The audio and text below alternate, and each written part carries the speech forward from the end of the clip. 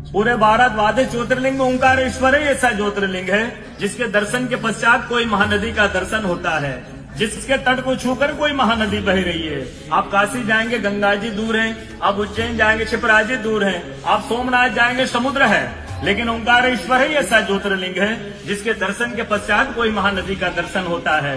वो महानदी है रुद्रदेहाय विद्महे मैं कलकन्याज धीमहि तन्नो नर्मदा प्रचोदयात्। भगवान शंकर की देह से पसीने के बूंद से निकली है माँ नर्मदा।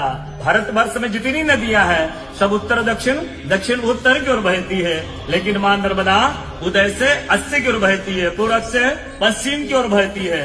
भारतवर्ष में जितनी नदियां हैं उसमें नर्मदा ही नदी ऐसी है जिनके जितने कंकर हैं सब शंकर है। नर्मदा पुराण में ये भी कहा गया है कि नर्मदा जल के स्पर्श होने से जो शिवलिंग निकलता है उसको डायरेक्ट ले जाके पूजा कीजिए, उनको प्रतिष्ठा की आवश्यकता नहीं है। नर्मदा जल स्पर्श होने से वो स्वयं प्रतिष्ठित हो जाते हैं। अयोध्या में राम लला जी की जब स्थापना की गई थी तो नर्मदा का 2.5 फीट का नर्मदा का शिवलिंग राम जी के साथ अयोध्या में स्थापित किया गया था। और कहा गया है कि रेवा तटे तबम कुर्यात मोक्षदायिनी गंगा। कलयुग में आपको तब करना है, नर्मदा किनारे जाइए, और मोक्ष करना है तो गंगा किनारे जाइए। रेवा तटे तबम कुर्यात मोक्षदायिनी गंगा। तो नर्मदा किनारे एक संत का, तपस्या संत का अनुभव बताता हूँ जो वर्षों से नर्मदा किनारे रहे।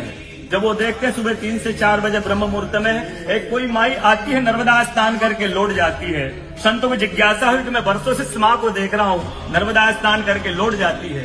संत ने कहा कि कल मैं माँ से पूछूंगा, स्नान करके लौटेगी। वो माई सुबह 3 से 4 बजे ब्रह्म मुहूर्त में स्नान करके लौट रही थी। संत ने देखा माँ स्नान करके लौट रही है। संत दौड़ते गए, माँ को साष्टांग दंडवत प्रणाम करके पूछा है माँ मैं वर्षों से आपको देख रहा हूँ, अब नर्मदा स्नान करके लौट जाती है, माँ अपना परिचय दीजिए। तो माँ अपना परिचय देती है, मैं गंगा हूँ, कलयुग में शुद्धिकरण के लिए नर्मदा स्नान करने के लिए आती हूँ।